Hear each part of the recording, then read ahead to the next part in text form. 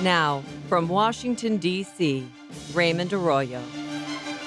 Welcome to the World Over Live. Lots to report this week, including the Pope's reaction to the VatiLeaks scandal and much more. And commenting on it all is the president of the Catholic League, Bill Donohue. He'll join us live in studio. Bill's also got a new book, Why Catholicism Matters.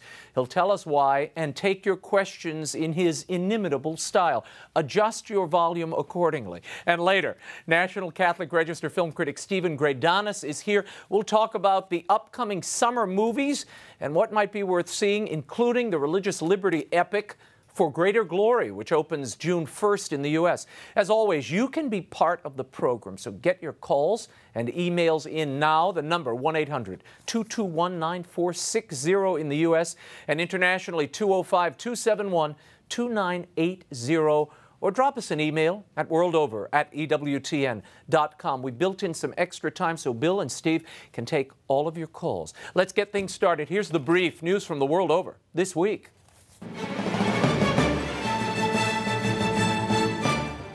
Pope Benedict XVI offered his first public statements about leaked Vatican documents that have been making world headlines. This Wednesday, following his public audience, the Pope said that while he is distressed by the circumstances surrounding the document leaks, the Church will not lack God's help through it all. A series of events dubbed VatiLeaks has included the publishing of personal correspondence to and from the Pope, the arrest of the Pope's butler, and an ongoing Vatican police probe seeking possible accomplices. The Pope described the media coverage over the leaks as, quote, increasing conjecture, entirely gratuitous, going beyond the facts and presenting a completely unrealistic image of the Holy See, end quote. Italian papers have been filled with conspiracy speculation about who is behind the leaks and for what motive, all pointing to a power struggle at the very top echelons of the Vatican bureaucracy. And Pope Benedict XVI has again renewed an appeal for peace in Syria following the massacre of 108 civilians this past weekend. According to reports, militia loyal to President Bashar al-Assad entered homes in the town of Hula and indiscriminately opened fire on families. Among the murdered, 49 children and 34 women. Vatican spokesman Father Federico Lombardi said the news of the massacre caused great sorrow and concern for the Holy Father, and he's again calling upon world leaders to commit themselves to promoting peace in Syria. Back here in the U.S., the Defense of Marriage Act took a hit on Thursday. A federal appeals court ruled a portion of the law unconstitutional for denying federal benefits to married gay couples. In its unanimous ruling, the three-judge panel of the First U.S. Circuit Court of Appeals in Boston said the 1996 law that defines marriage as a union between one man and one woman discriminates against same-sex couples because it defines them, or denies them rather, the rights and privileges of heterosexual couples. The court did not rule on whether states without same-sex marriage can be forced to recognize gay unions performed in other states. It also did not address whether gay couples have a constitutional right to marry. The First Circuit put its ruling on hold until the U.S. Supreme Court rules on the matter. And as the U.S. House on Thursday voted down a measure that would have made sex-selective abortions illegal, Planned Parenthood was caught in a sting operation seemingly facilitating just such abortions. The legislation would have made it a federal crime to perform or force a woman to undergo an abortion targeting the baby's gender. The 246 to 168 vote was 30 votes short. On the eve of the House debate and vote, the pro-life group Live Action once again captured Planned Parenthood in an embarrassing hidden camera moment as one of its staffers offered detailed advice on how to obtain a sex-selective abortion. In the video, an actor posing as a mother wanting to abort her child, should it be a girl. The counselor tells the woman how to get Medicaid to pay for an ultrasound to determine the sex of the unborn child. In a statement, Planned Parenthood dismissed the video and said they fired the staffer in question for not following procedure. They did not state if they would or would not perform sex-selective abortions. Live Action released yet another hidden camera expose from a New York Planned Parenthood clinic earlier today. Meanwhile, Planned Parenthood officially endorsed President Barack Obama this week and launched a $1 million TV ad buy against newly minted Republican nominee Mitt Romney. The ad claims Romney is just wrong for women and accuses him falsely of wanting to deny women cancer screenings and their, quote, right to make their own medical decisions. And a top lieutenant for the Democratic Party in Pennsylvania has resigned from her party, citing conflicts with her Catholic faith. State committee woman and VP of the Pennsylvania Federation of Democratic Women, Joanne Nardelli, made the announcement at a press conference this past week with her parish priest standing beside her. In an interview with the National Catholic Register blogger Matt Archbold, Nardelli said she was always outspoken about her faith and pro-life views with the hopes of changing the party from within. However, she lamented that the Democratic Party had drifted away from her in recent years. Nardelli's tipping point came earlier this month as she watched Vice President Joe Biden, a Catholic, declare his support for gay marriage, followed shortly thereafter by the president. Nardelli has switched parties and endorsed Mitt Romney for president.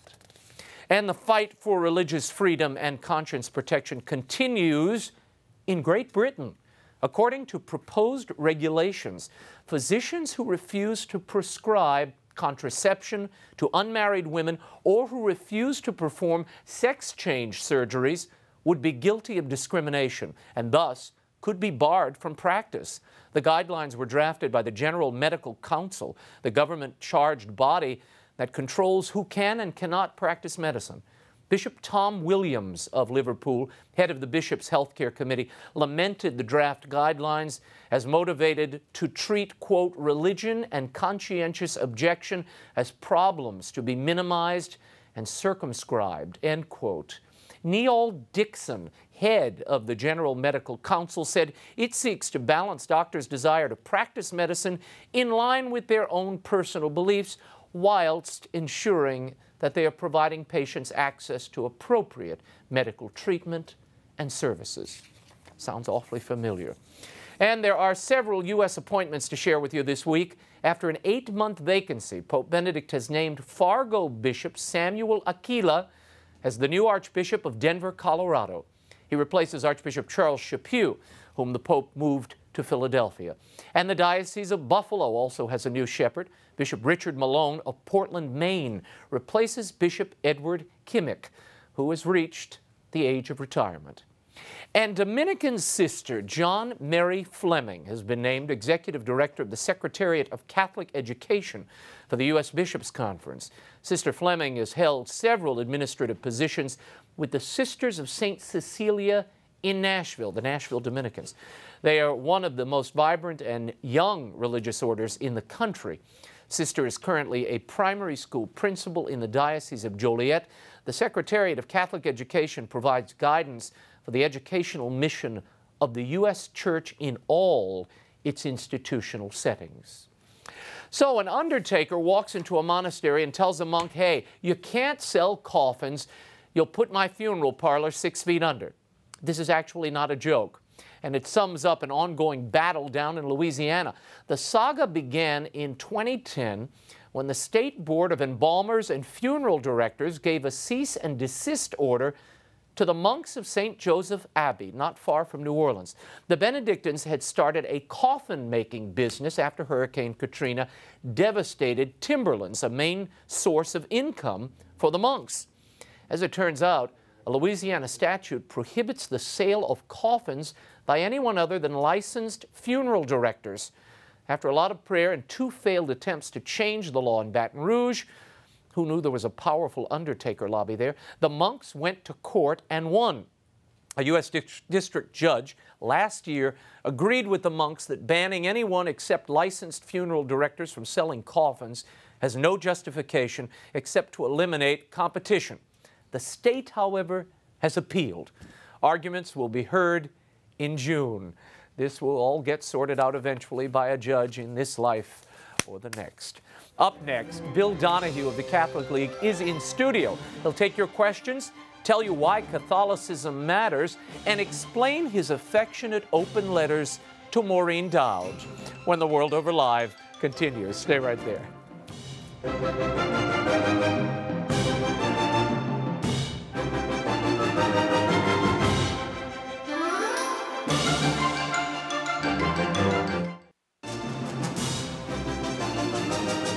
Now, once again, Raymond Arroyo.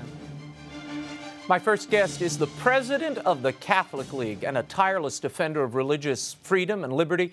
His new book is a bit of a departure for him, a celebration of the church and its effects on society. It's called Why Catholicism Matters: How Catholic Virtues Can Reshape Society in the 21st Century. Joining us here in our D.C. studio is Dr. William Donahue. Thank you, Ray. Good to have you aboard. Good. Now, let's start with this book. Your basic thrust here is that the church possesses the right recipe for a good society. Why? Well, you know, it's amazing because the great philosophers throughout history have been looking at this. How do you craft a good society? And quite frankly, the answer's been there for 2,000 years. Mm-hmm. It's right in front of us. Now, people will say, well, you mean the Catholic Church is the answer? Of course it does. But don't you have sinners? Didn't you have a scandal? I love the way we segue into these things. Look, every person who ever failed us as a Catholic, mm-hmm. certainly that would include members of the clergy, did so because they didn't follow the teachings.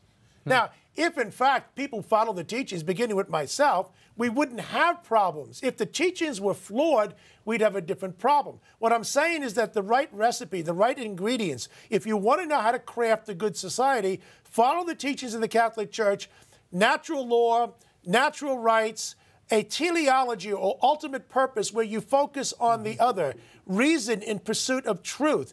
This is why we come out with the great contributions of Catholicism. Now, I want to invite everybody into this conversation. We've already got a bunch of questions on Twitter and Facebook, but I want to invite you, 1-800-221-9460, or internationally, 205-271-2980, or drop us an email, worldover@ewtn.com, and we will pose your questions to Bill. I know you're ready for them. This is a departure for you in the sense that your last book, Secular Right. Sabotage, was really about taking on the enemies of the church and looking at the problems in society and sort of going at them. This is a celebration of the many contributions of the church. I got an email earlier today. Has Bill Donahue gone soft? They asked. You would answer what? Don't bet on it. If I take somebody taking a smack at the church, I hit him back twice. Once to even the score, and the second time so you don't have it started up again, all right? Now, I mean, here I am telling you as the president of the Catholic League. Look, I don't mean that in a physical sense. I hope not. Listen, here's exactly what I'm saying. The Catholic League does combat anti-Catholicism, but why? This book explains what we do. This is the book which says to Catholics who are practicing Catholics, be informed about the great traditions, the history of the Catholic Church. We're responsible for the first universities in the history of the world. We're responsible for the fight against slavery. We're the ones responsible for the scientific revolution, the great art and architecture and music. We're the ones who brought about freedom. It wasn't the Greeks. There was no word for freedom in the Chinese or Japanese language until the 19th century. And I also debunk a lot of myths about the Catholic Church regarding the Inquisition and the Crusades. So I cover a lot of ground. It's wrapped around the four cardinal virtues as a thematic. I saw that, and it's a great read, and it's a quick read. I mean, you burn right through it. I want to talk about, with the Vatileaks scandal we're hearing this week, with the sex abuse scandal that is continuing, Bill, the reportage of it anyway. People look at this and say, why should we look at this church for answers for what ails society? Well, just like the Vatileaks story, I don't even know what the story is. That people gossip? I mean, what is? Do people have this idea that there's no jealousy in the Vatican? Do they know what the apostles did to Jesus? Do they know about the envy? I mean, I don't even see a story here. It's on the order of saying that there's competition and sometimes bad things said about little leaguers, and they fight with each other. So there's a league at the Vatican. Why wouldn't there be a leak at the Vatican? People are sinners in the Vatican. The Pope goes to confession. We don't try to defend this kind of stuff. I don't think it's a non-story. I think what they're really saying is, you see, these guys are the great moral authority, and they have sinners, right. Yes, but we know the teachings, again, the teachings didn't fail us. If the priests had followed, every one of them were miscreant priests, had they followed their vows and canon law as opposed to their id, we wouldn't have had this problem in the first place. Show me where Catholic teachings are flawed, and then I'll say, then the whole book is lousy because it's defending a corrupt institution. The institution is made of human beings. The great teachings of the Catholic Church are there for everybody, not just Catholics. You talk in the book about how liberty, freedom, individual liberty was really birthed by the Catholic Church. This is probably news for many people watching. Explain the origins of individual liberty, because most people say, look, your church, our church, is limiting people's freedom. No. It says you can only do this and you can't do this here and you mustn't do that. You would say. Well, for one thing, there's a proper understanding of freedom. The Catholic Church teaches that freedom is the right to do what you ought to do, not necessarily the idea of whatever you feel like doing. The Catholic Church has a responsible idea. It believes in ordered liberty. It believes in natural rights, rights which come from God, which are inalienable, which is picked up in our Declaration. What's the alternative? Government posits or decrees your rights. Well, guess what happened after World War II? Those Nazis who were in trial in Nuremberg, how did we convict them? They were just simply following orders. If you go by what we teach today in the schools, which is that the law is whatever the government says, then you could not have prosecuted. The only way you can prosecute those people, and we did, is an appeal to natural law, that there's a higher law, a universal law, as Aristotle said, even before Aquinas, right. But we gave it a Christian cast. There is an idea of right and wrong written on the souls of men. In their heart of hearts, they know what's right and wrong. That's how we could convict the Nazis. We had to go back to Catholic teachings. Otherwise, they would have gotten off scot-free. Let's talk about moral relativism. You address this in the book and how toxic it is because it erodes away at moral absolutes in a society. Why is that so dangerous? People, look, our whole society says we have to embrace and be tolerant of the diversity of moral thought, intellectual pursuits, historical perspectives. Why not allow everybody a place at the table? I gave a talk a number of years ago at Carnegie Mellon University in Pittsburgh, and the students there, the PhD students, would say, you're very proud of the American value system. I said, yeah, you bet I am. There's no country in the history of the world better than the United States, and I love Western civilization and the Catholic Church's contribution to it. And I said, but I know what you're saying. All cultures are basically equal, different strokes for different folks. They said, yes, that's right. I said, oh, I get it. I understand. In this country, we put pizza into ovens, and in Nazi Germany, they put Jews into ovens. It's a matter of different strokes for different folks. And these guys who were Jewish said, wait a minute, that's not what we mean. I said, well, it is what you mean. It's a logical conclusion if, in fact, there's no external authority, if there's no moral absolute, if the idea that it's willy-nilly, that we're own moral arbiter, you say it's wrong for me to pick your pocket, I say I'm better off, I'm richer if I do. Good point. Let's move on to the role of the church in society. The book is filled with examples of how the church has contributed. You mentioned universities a moment ago. Talk about the contribution to health care. We are fighting a major war, and it involves religious liberty, lawsuits, and it's centered around the right to practice and exercise faith via health care. Tell us about the church's Well, here we have the great contribution of the nuns. I mean, they're unbelievable what the nuns have done in this country and around the world. The Ursuline nuns in 1727 founding the first hospitals. We have over 600 hospitals today. Without the nuns, we wouldn't have gotten there. And most nuns are good people. We've had a problem, of course, with some people who've mistaken their vocation for that of social work or beyond. But they're in a minority. I do think that in terms of not only the health care, the hospices, Mother Teresa reaching out to the AIDS victims, the foundling homes, the asylums, all the reaching out to the dispossessed, the Dorothy Day taking in people who nobody else would deal with, the drug addicts and the others. And by the way, Dorothy Day didn't believe that the government was the answer. She didn't agree that the New Deal was the answer, that kind of depersonalization. If you want to help the dispossessed and the needy, you go out there and you do it one-on-one. Dorothy Day had much more in common with Mother Teresa than some people in our own community want to give her credit for. Interesting. You brought up the nuns. Now, some people watching will say, okay, if the nuns did so much, why is the Vatican now cracking down on the sisters. That's what they're hearing in the press today. Well, the Vatican is cracking down on the nuns who've given them so much. Let me tell you something. I've never seen an institution like the Catholic Church which tolerates more dissent than the Catholic Church. If you were working at the New York Times and you were a reporter and you came to a pro-life position, better still, if you were on the editorial board and you were persuaded to a pro-life position, they would throw you out. They wouldn't inquire, how come you've strayed so far? I mean, who's being punished? Whose licenses are being taken away? If there's reason to believe, and I'm sad to say, because I've worked with nuns who have, in fact, lost their vocation, and instead of becoming a Protestant or something, they camp out, and then they expect us to say, well, there's room for both of you? Look, abortion is wrong. It's an intrinsic evil. And if you happen to be a nun or a priest, for that matter, Kathleen Sebelius, hello, if you don't think abortion is an intrinsic evil, I think you're in the wrong camp, all right? Find yourself another religion. Yeah, and this, we should say, this was a doctrinal note to a leadership conference of nuns.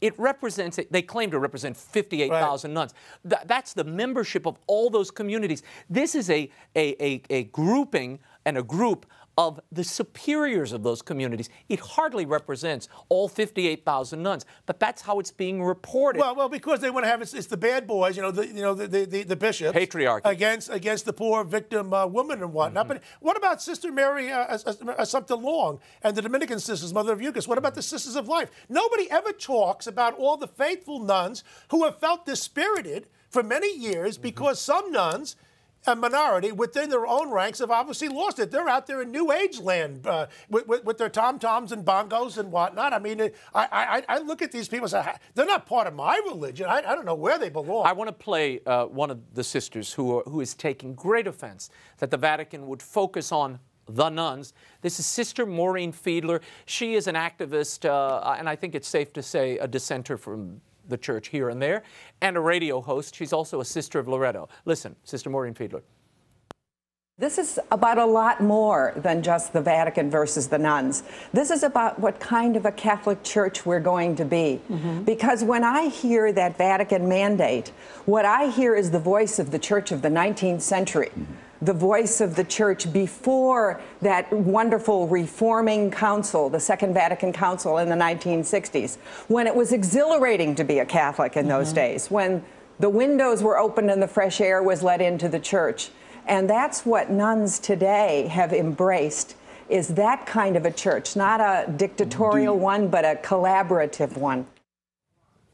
What do you make of what Sister's saying there? We have another bite from her I want to play. Look, Sister Maureen Fiedler has been in rebellion, open public rebellion, and insubordination against the Catholic Church for a long time. And what I'm saying to you, I can back up. She led a group of people at one time, I wrote about it in Secular Sabotage, to pray for the death of the sitting Pope, John Paul II. All right? That's not hyperbole. This is what this woman has done. She led this group about how we're going to make radical changes in the Catholic Church on sexuality. We are church. They paid and bribed children $1 for every signature. They wound up with practically nothing. Nobody would support her. Look, if you're that unhappy, why do you stay? I don't quite get it. I mean, the Protestant mainline people are dying to have people like Sister Maureen. They have everything that she wants. They have the woman priest, they're pro-abortion, gays can get married and whatnot. I mean, I believe in diversity. And diversity means that you have plurality, you have pluralism. We don't have to have one size fits all. Yeah, but I want you to listen to this. Here she is describing what's happening now. The Vatican, and all they're really asking this Leadership Council of Women to do is prayerfully consider renewing their vows, reclaiming the charism of the founding of the various communities. And it seems to me the Vatican's trying to restore the crumbling embers of these communities. Listen to Sister Maureen Fiedler's take. How are they going to enforce these accusations? They meaning the Vatican? Yes. I don't know. I don't know. They say in their mandate that they're going to send in an archbishop and 2 bishops who will work with the nuns in order to, but get this, revise their statutes, their handbook, their plans and programs, their conferences, their speakers, everything. If this were the corporate world, I think we'd call it a hostile takeover. So how will you respond? Yeah, let's cut her off there. That's fine. Is this a hostile takeover, Bill? You want to see hostility, go into your local college campus and see how they treat a conservative on the campus. All right? Again, I've never seen, I mean, you've got Pat Buchanan fired because of a book he wrote. You've got Rick Sanchez fired because they didn't like what he had to say. You've got Imus who was fired for something. Who do we fire? We welcome people in to try, and if you're leaving the fold, the Catholic Church reaches out to you. We ask you to come back in, and if we ask for some degree of fidelity, how are we the bad guy? Yeah. I think we are showing disrespect to the large body of nuns if we don't do something about those in their ranks who have lost their moorings. That's the real intolerance that we should never put up with. And as I informed a reporter this week, there is another there's another organization of religious women, superiors, called the Council of Religious Superiors. Right. Their membership is younger. They have 46% of them have 5 novices or more, young nuns. This group that the Vatican is disciplining, the Leadership Council of Women Religious, only 9% of them have 5 novices or more. That's why the Kennedys and the Cuomos and the Pelosi's and others are the heroes. Their idea of a good Catholic is the dissident Catholic. I mean, my idea of a good Catholic is a Catholic who is faithful to the magisterium. It's really not very difficult to figure out. I mean, you're either on board with us or you're not. Now, I understand people wrestle with different questions. I want to make everything black and white, and everybody has to line up single file. But there's a difference between a Catholic who personally wrestles with a particular teaching of the Catholic Church and people who get on a soapbox on 14th Street and on public access TV equivalents and go out there and condemn the church when they say they're a part of it. No. If the church didn't change the way you wanted it, maybe you ought to consider why you're still there. Yeah. Yeah, and their numbers, sadly, their numbers are dwindling. I mean, there's very little. Not the Sisters of Life. Yeah, right. Not Sister Mother Assumpta Long. Right. No, the ones who are faithful aren't having the problem. They're booming. Same thing with the orders of priests and the diocese. And we have to be clear, because I think so many people and so many members of the media don't understand this. The Vatican inquiry, the corrective letter, is targeted at one group. But there's this other group that is growing. They're wearing their full habits. They're being countercultural. And young women are drawn to those communities. That is not who the Vatican is talking about. They're targeting older communities, sisters who, in some way, according to the Vatican, they've lost their way. And they're embracing things that are out of... This is not a big secret. I don't want to go out and talk about it. I've met sisters who just absolutely hate the Catholic Church. They told me that. This is not a matter of conjecture. Why do they stay? I think they know where the power is, for one thing. The power's in the Catholic Church, and they want to change it from within. But they're failing. They're yesterday's news. I mean, it's like Voice of the Faithful. They're ready. They're one step away from assisted living. Now, there is a letter from Maureen Dowd, has been writing about my girlfriend. You often, the columnist at the New York Times. Yes. She recently wrote, "The Church insists that this whole HHS mandate fight and the lawsuits are an argument about religious freedom, not birth control. But really, it's about birth control and women's lower caste in the church. It's about conservative bishops targeting Democratic candidates who support contraception and abortion rights as a matter of public policy." You took great umbrage to Maureen and wrote an open letter to her. What explains the back and forth, this interesting relationship between you two? She's actually a secret admirer of mine, I think it is. Look, I don't know. I mean, you know, if women want equality, they have to stop with always being the victim, all right? Listen to that. She's always like the weepy, delusional gal who thinks that the bishops sit around, but the chastity belts and whatnot. I don't know where this stuff comes from. So I wrote a kind of a sarcastic piece that, yes, I've been with the bishops. They do want a chastity belt. They want one size fits all. The problem with Velcro is that it tends to come off. And did they actually believe this? Or are they really, I don't know what they've been smoking. Because anybody who believes that the bishops sit around and think of ways in which we can oppress these gals and put them in their place really needs to check in maybe and get some professional help. But we do have it in the Catholic Church. You can pray. You get an answer. Stay with it, Maureen. Tell me about the battle over marriage. This week, in fact, today, we had a circuit court, an appellate court, throw out the Defense of Marriage Act. They claim it is discriminatory towards same-sex couples who are married. The question arises, and I had some emails earlier today. Bill, how does the marriage of two same-sex guys or same-sex gals, how does that hurt your marriage or anyone's marriage? If my neighbor across the hall from me beats his wife, it has no direct effect on me. But if I want to live in a sane society, I have to be concerned about men beating women, and I have to be concerned about the way children are reared. Marriage is not about love. It's not about adults. Marriage is about procreation. It's about children. Otherwise, we wouldn't institutionalize it, would he? Or we would just simply have people fornicating and falling in love. Fred and Fido can be in love, too. We don't want to see them to go down the aisle next. The fact of the matter is this. Is marriage between a man and a woman for the purpose of reproduction, is that special? If it is, it has to be treated special in law. If it's an alternative lifestyle, then we shouldn't give it any benefits whatsoever. Look, people say to me, how does it affect you? I'm a veteran, all right? I was entitled to veterans' benefits. If they give those benefits to non-veterans, they have in effect devalued the privileged position that I have, which I think I've earned. Now, if marriage is important, and all the sociological literature show that children need a mother and a father, they don't need 2 adults or 3 adults. They need a mother and a father for various psychological and sociological reasons. If we know that's the answer, and nature has ordained that 2 men can't have children and 2 women can't have children. Therefore, it makes no sense to extend an institution and make it so elastic as to encompass Tom, Dick, and Harry, because that's the next step. Once you get rid of the idea of the separation of marriage from procreation, now you've gotten rid of tradition. But you know what bothers me, too, about this?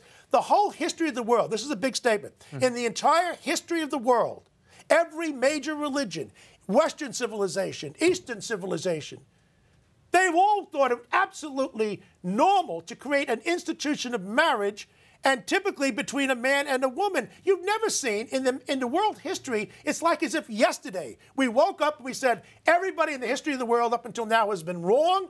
And this kind of cultural arrogance that you have to be engaging Tom and Dick to get married and Tom, Dick, and Harry because they're equally in love. I put out in this book, and I dealt with this with Piers Morgan. He couldn't answer me, and the gay guy couldn't answer me. Patricia and Alan Muth, a brother and a sister, they went into court because they wanted to get married. How can you say no to them? There was a case recently, a guy came from Ireland. He impregnated his daughter. They say they're in love, and they want to get married, a father and a daughter. And what about polygamy? What about a man and a woman who are living in a state of cohabitation? They're not married, but they want marital benefits. They've been in the courts as well. Where do you draw the line? Well, For me, it's very easy. This week, you draw the line by what nature has ordained. Yeah, this week a woman married herself. I put this on my Yes, that's Facebook right, page. she did. And earlier, a few months ago, a woman married a building. Right. Now, so are you suggesting that if you open the door to same-sex marriage, you have to open your door to all these other variants? No, it's not all going to happen that way. But look, what I come down to again, is marriage special? If all the sociological literature say that children do best in school and in terms of life, in terms of their psychology and the like, by having a mother and a father, why then would we treat it as an alternative lifestyle? You can get married, man and woman, man and man, woman and woman. Guy and a gal can live together outside the bounds. Brother and sister can get married. Polygamy is okay. In other words, what we're saying is that we can take a very cavalier attitude. That's not the best answer for children. Children need a mother and a father. And I know what the gays say, oh, what about the infertile couple? They don't quite get it, do they? In case something happens to the mother and father, you can have surrogates step in.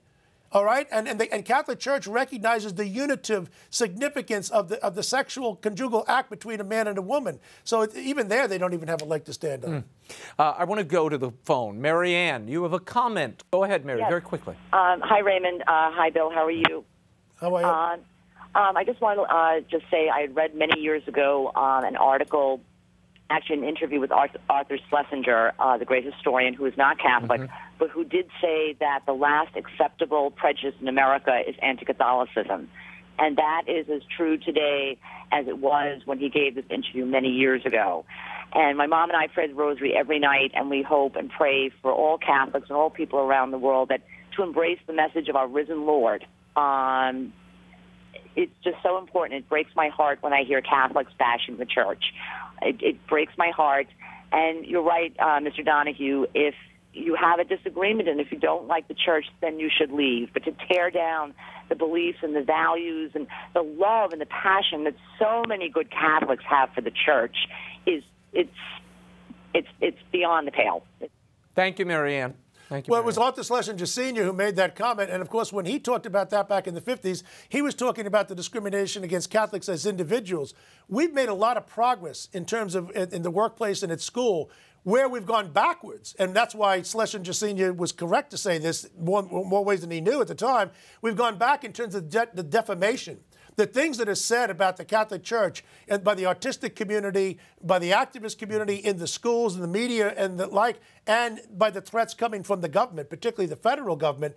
We have a lot of threats against us today, but it's a very different genre or expression of anti-Catholicism than what Schlesinger Sr. talked about. Mm-hmm. Well, that is all the time we have, but I want to get this one question in before we run out here. Why do people need to read this book, Why Catholicism Matters, and what will they get from it that they haven't gotten from anything else? If you're a practicing Catholic, it'll give you the ammunition. And it's not just good to, I don't want people to be proud without having knowledge. That's almost tribalistic. Mm-hmm. For those who have one step outside the church, it might bring them back. For young people, a whole generation have heard nothing but negative things. It'll be a good tonic. And for those who are not Catholic, a refresher course. A lot of the black legends are knocked out, even dealing with the Crusades and the Inquisition. Mm-hmm. This book is not going to be a popularity contest for me, but it's talking about the strengths of the Catholic Church. I'm waiting for somebody who wants to debate me. Don't just tell me I'm wrong. Be specific, and then we'll sit down and we'll have a man-to-man debate. No. Or myself and Maureen, a guy-girl debate. Oh, well, now, I'll be happy to bring the cameras unless to I that fall one. in love with my shoe. In the meantime, just people can fall in love with anything else these days.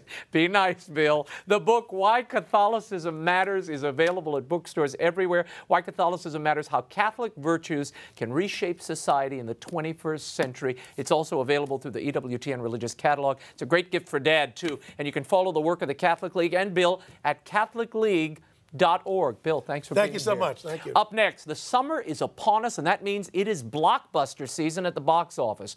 What is worth seeing? And what are you most looking forward to? National Catholic Register film critic Stephen GREYDANUS joins us when The World Over Live continues. Stay right there.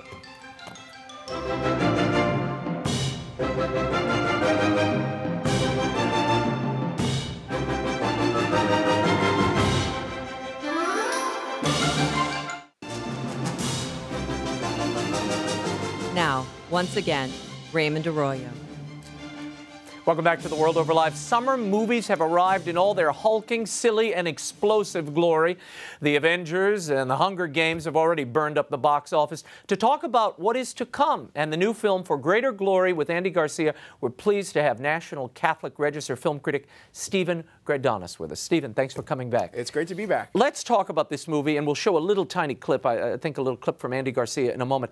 You saw this movie For Greater Glory. I've seen it twice, and I'm glad that I did because watching it the second time, there's a lot of mustachioed Latinos in this film, and it became easier for me to follow the story on the second time through. Oh, because you kind of knew who the characters were and where they are. Why should people see this movie? This is a very important story. It would be an important story in any season, but especially now with religious freedom, so much an issue here in the United States. This was a time when the Catholic Church was oppressed as never before in modern Western history. And people don't know this story. They don't know about the oppression of the Church in Mexico in the 1920s. Right. And about the Catholic resistance movement that arose as a result of it. Eduardo Verostegui, who's a friend, was on the show. He said he grew up in Mexico, went to public school, knew nothing about it. The subject has been censored from the Mexican textbooks. Here's a little bite from Andy Garcia talking about the reception in Mexico. That, there's the old cliche: if you don't talk about history, you might tend to repeat it. And I think the concept. I got the sense from people that I spoke to there, even journalists, that there is some polemic, and the issue is very prevalent there now. The concept that there is some discussions or polemic discussions or I'm sure as far as protest is the right word, but the feeling about how much involved should religion or the church in this case be involved in politics, or politics be involved in the church, and how that crossover. And I think they're having the movie, by the timing of the movie has been very curious for the Mexican people, because they're kind of in the middle of that argument, which is part of the argument of the movie itself. And you hope that it doesn't ever lead to the same end that this movie, that they had to go through. What's the takeaway for people after seeing this movie, particularly with this religious liberty struggle here in the United States? people need to understand that the tense relationships that we've just seen this year in a brand new way between the church and the state, that this is nothing new. It's happened before. It will happen again.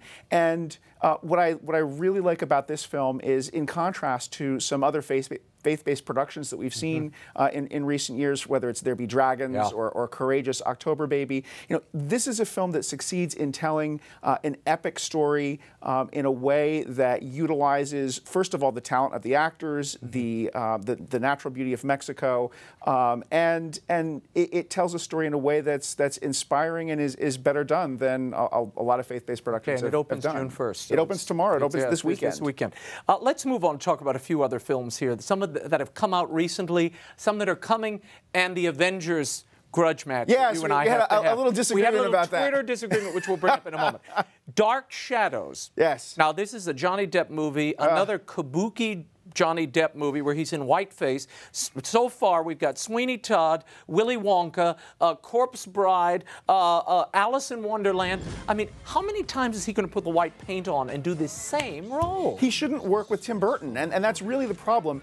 You give a director too much power, and he loses focus. Yeah. And Johnny Depp is too much power for Tim Burton to have, and he'll just do whatever he wants. The vampire is a powerful figure of myth and legend. One of the first films on the Vatican film list is a vampire film, Nosferatu. Oh, really? Dark Shadows was an important feature on the American television screens in the 60s and the 70s. Yep. And they've really done a disservice with this film. Yeah, because you were a fan of the old Barnabas show. Actually, I wasn't. Television show. I saw it for the first time just a few weeks ago. Really? And? And it's slow moving, but it had a mood and an atmosphere that was unlike anything else on the screen. No, I hated it. My wife is a big Johnny Depp fan, so I have to suffer through every movie he does. And he's a good actor, but he keeps getting into this almost shtick camp, and it's just it's beneath him. But Men in Black. Your thoughts? Well, it's a summer fair. Yes. I mean, it's what people are watching. I loved the original Men in Black. It's a very smart, witty film. The sequel was a big disappointment. That was 10 years ago. Wow. And what I find after a certain amount of time has passed is that a sequel isn't really a sequel anymore after a certain amount of time. It's more like a reunion. Yeah, it's like you get together Ford with old putting the hat on. Yeah, it's exactly. If you're a big fan of Will Smith and Tommy Lee Jones, you may enjoy it. Particularly, I think Josh Brolin as the young Agent K is really the reason to see the film. Yeah, but poor Tommy Lee Jones. It looks like he's on Medicare. He's so tired. Exhausted. Yeah. He barely there. He registers a few lines. Okay, The Avengers. You love this movie. I did. I've seen it 3 times. Oh my. This is real. You need psychological evaluation. You said it gets practically everything right and very little wrong. You want me to be specific? I want you to be specific. Okay.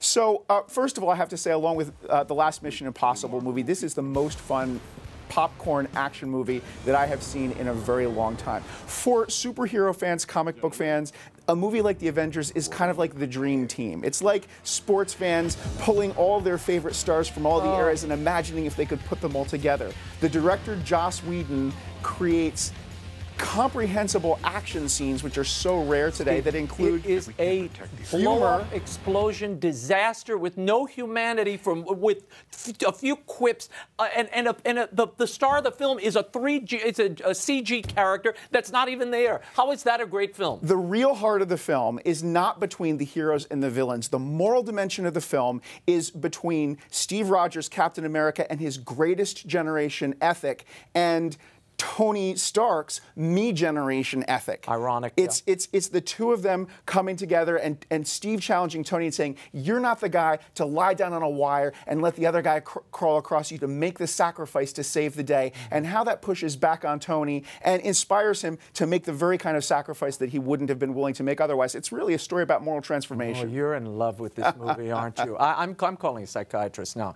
Let me show you what happens when people take this love of Avengers too far. Oh, please. Put that picture up. I want you to look at this. This is a man in Brazil. He painted himself green. Yes. And he can't get it off. This is what comes of Avengeritis. Okay. I'm worried. I'm worried that you are now... You've taken on the characteristics of this disease. I just have to ask you a question. Okay. Are you a Star Wars fan? I am. You Star Trek fan? No. Ever been to a convention? Never. Okay, so Fans are crazy. And I'm a Dark Knight fan, but here's why. The Dark Knight movie, you have a superhero, redemptive values you talked about, but they are human values. There are human conflicts beneath the architecture of a comic book hero. Batman doesn't have any superpowers.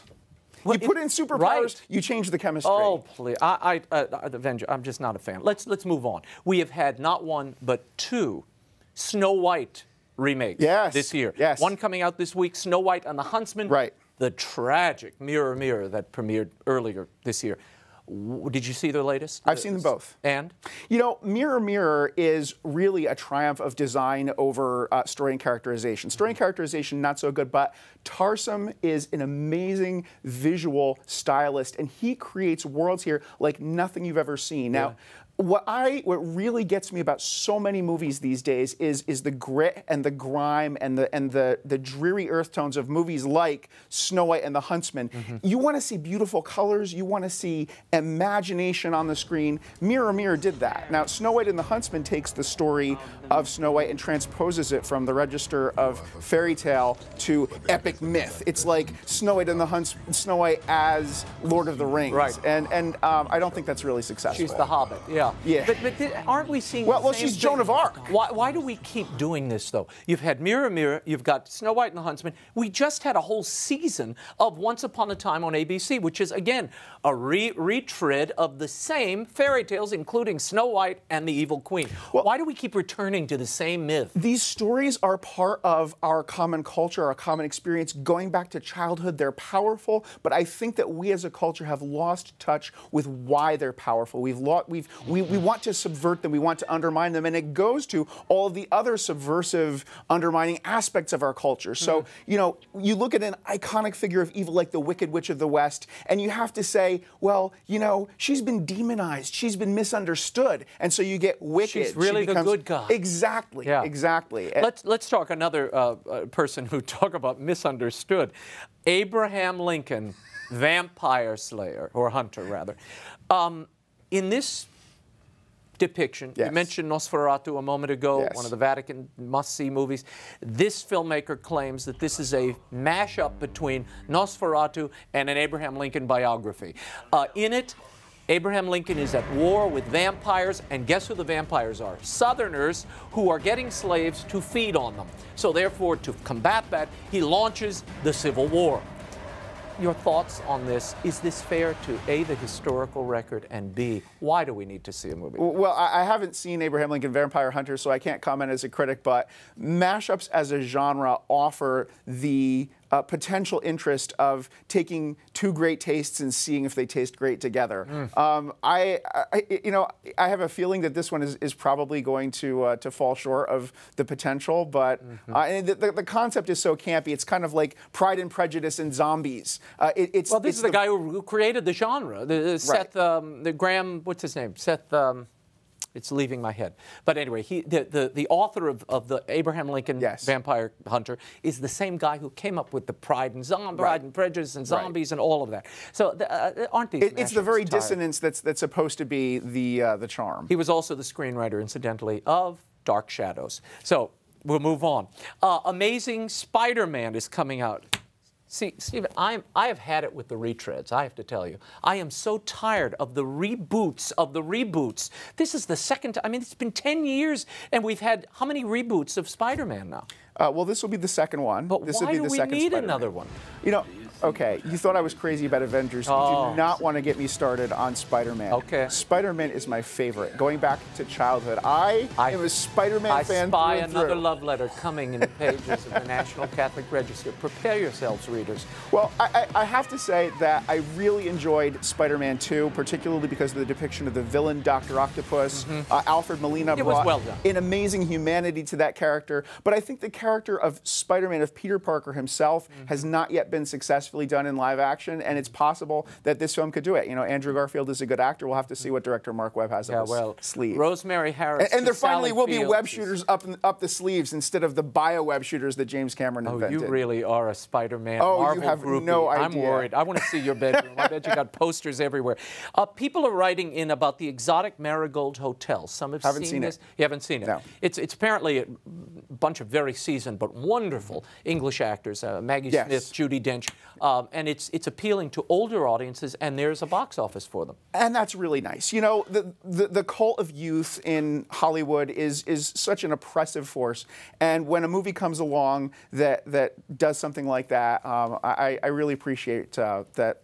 The opportunity to see in a movie that not everybody is, you know, young and beautiful. Now, there's a new Disney film coming out from Pixar, Brave, which a lot of little girls, including mine, are excited about seeing. What are you hearing about this film? I know you haven't seen it yet. You know, Pixar has been such an incredible boon, not only to family audiences, but to Hollywood itself, to show what can happen when you really put creativity first, when you put story first.